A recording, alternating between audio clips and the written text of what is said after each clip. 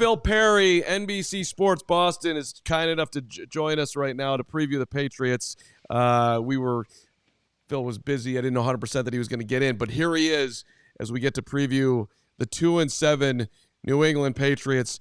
All right, Phil, what chance do you give these, let's call them the plucky Pats, who nearly pulled off a miracle last week against a bad Titans game? At least, whatever. There was a Drake May miracle at the end. That was a ridiculous play to get the game to overtime.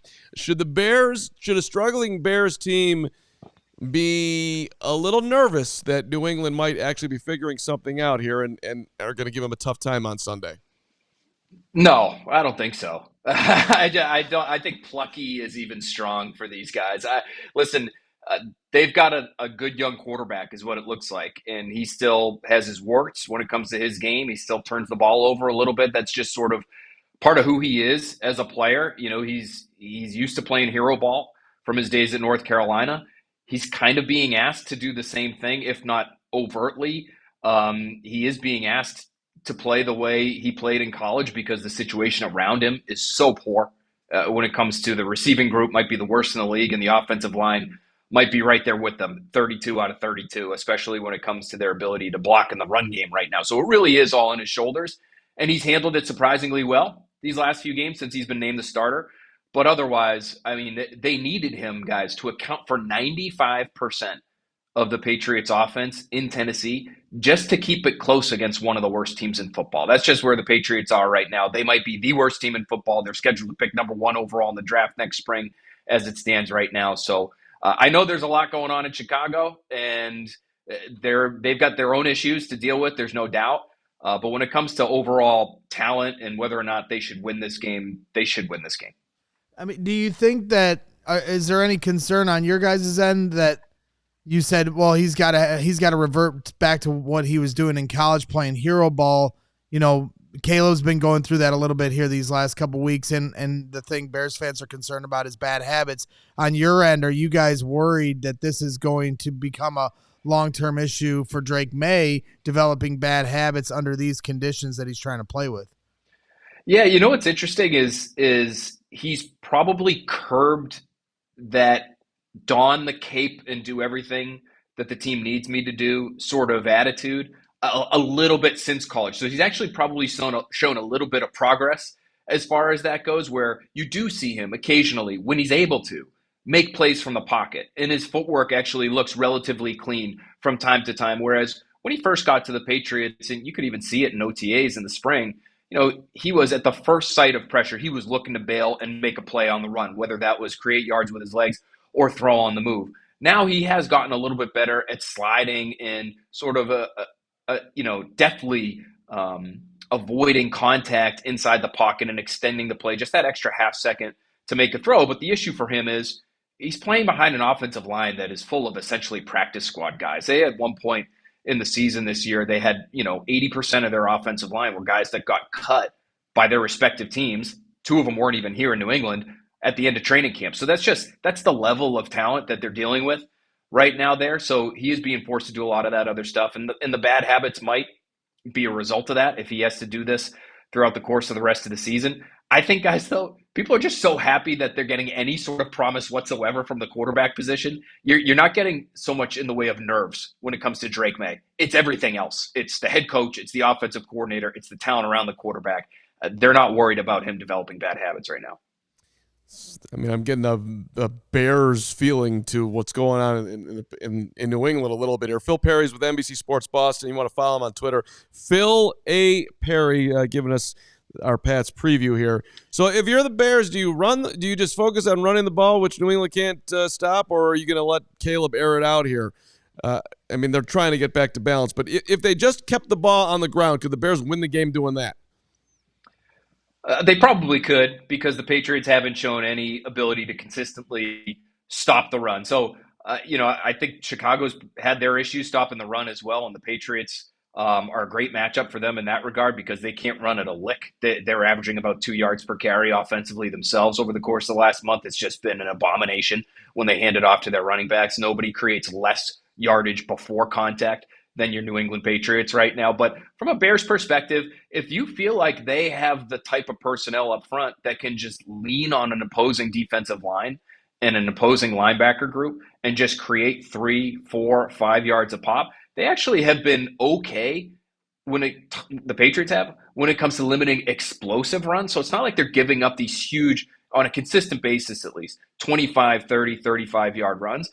But they can't stop opposing offenses from getting 4 yards a pop. And so if that's what Chicago wants to do, if that's what they feel like would allow for Caleb Williams to have a little bit taken off his shoulders and be a little bit of a stress reliever for him in some ways, then that's, of course, what they should do. What I would say, though, is understanding what Caleb Williams' game is, the Patriots, not only have they had a hard time stopping the run, they've had a really hard time keeping mobile quarterbacks inside the pocket. So whether it was Geno Smith, Aaron Rodgers earlier in the year before his Achilles started giving him problems is what it looks like is happening now, Brock Purdy, they could not for the life of them keep these guys in the pocket, and it was allowing them to pick up yardage on 3rd and long situations when they scrambled.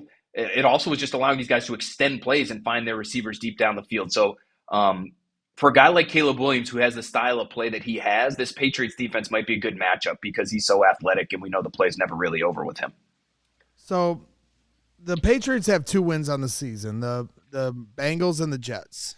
And the Jets more recently. Obviously, the Bengals was week 1, and I think the Bengals have cleaned up some things since then. But yes, I'm trying to understand what the Patriots did right in their wins for them to win those games, because Greg lives a very nervous life. Right. Well, I mean, Bears fans are on edge right now. If they lose this game, especially the way you're drawing up the way this Patriots team is, it is officially DEFCON 5. So what did the Patriots do right in their win against the Jets? So they were a little bit tougher, I would say, in critical situations. And the way the Patriots have defined toughness for a long, long time since Bill Belichick was here. I'm sure that the same is true for other teams.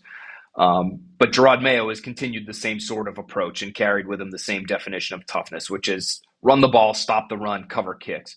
Against the Jets, they did the first 2 things well enough, and they did them well in critical spots in order to win that game. So they couldn't run it for a good average whatsoever, but they ran it well near the goal line, and they were able to punch it into the end zone, and they were able to score on a 4th down situation at the end of the game. They stopped the run really well in the second half. They had some really critical run stuffs in the 3rd and 4th quarters that led to field goal opportunities that should have been more for the Jets, given their starting field position. So when they're able to sort of bow up, so to speak, and actually do something in the trenches, that's when they can have success. They can't do it consistently whatsoever. So the Bears, who it's my understanding have played pretty well at home this year, and defensively, certainly, they've shown some positive things when it comes to everything that I've read and some of the numbers that I've seen.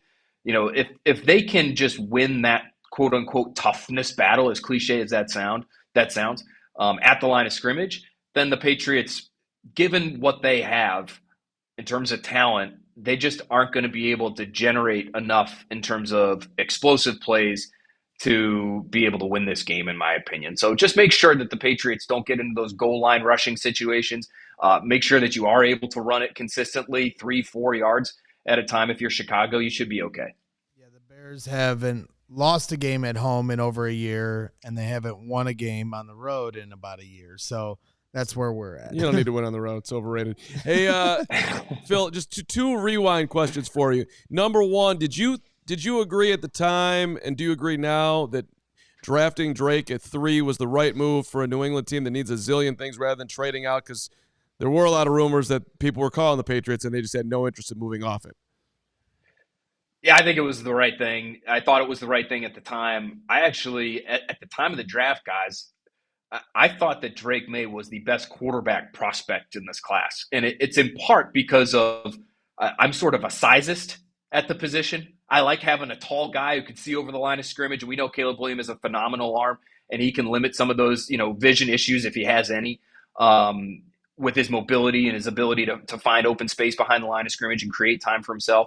But I think Drake May can do a lot of that too.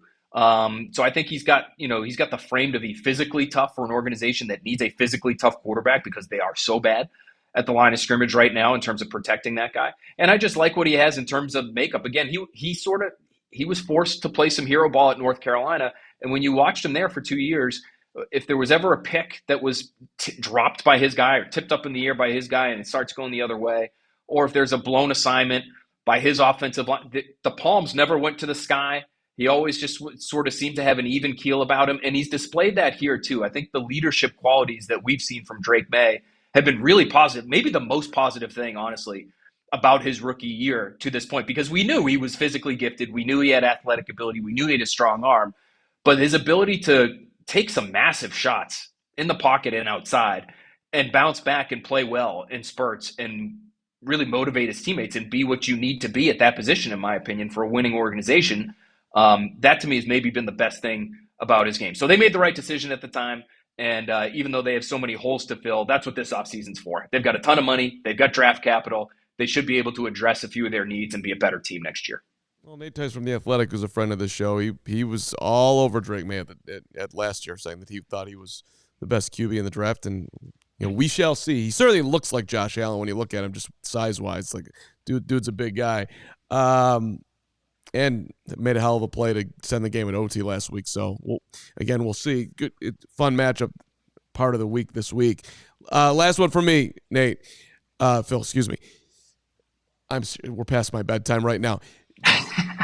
Do you think that Bill Belichick will get another head coaching job? And, we got an issue over here with Matt Eberflus. I don't think he's going anywhere, Phil. But, if it was you, would you consider bringing old man, young man, Bill, living the life, doing whatever he's doing in his private time? Congratulations to Bill. Would you consider that as a legitimate hire? First of all, Mark, I'm gonna need you to shotgun whatever's left of that Dunkin' coffee right by your right hand right there. And let's get you fired up for the rest of the show, okay? Number two, Bill Belichick. It depends on what you want. I'd love to hear from you guys. Are you okay with whoever the next head coach is? Are you okay with him being around for maybe 2 years, breaking the wins record, and then sailing off into the sunset? Or do you want somebody who's one of these, young offensive gurus with the tight khakis and the Jordans on the sidelines, who's going to be the guy you hope for the next 10 years to grow with your young quarterback? Like, if I was in Chicago right now, Bill Belichick would be enticing on this front.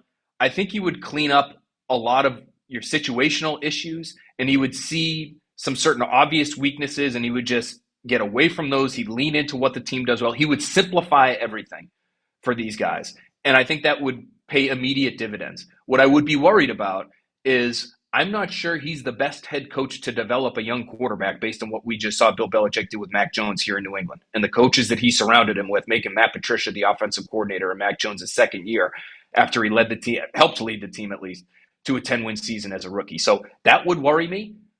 But I think he could get you, back into the postseason in relatively short order. So it's sort of a catch-22. I'd be interested to hear what you guys have to say, because we're talking about Bill all the time here and whether or not he's actually going to get a job next year.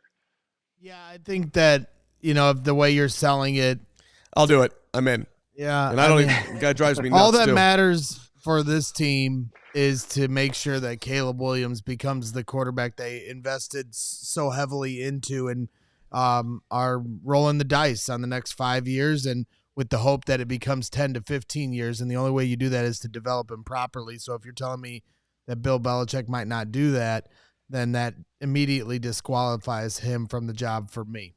See, this is what I would do. Hey, Bill, we're going to hire this guy, Ben Johnson, in Detroit. He's an offensive guru. We want you to be his, assistant head coach. Right. If you wanted to make Bill Belichick president of football operations to just walk around House Hall and yell at everyone all day, I would literally pull up to O'Hare right now and take him over there, because that's what they need. But we need a quarterback developer.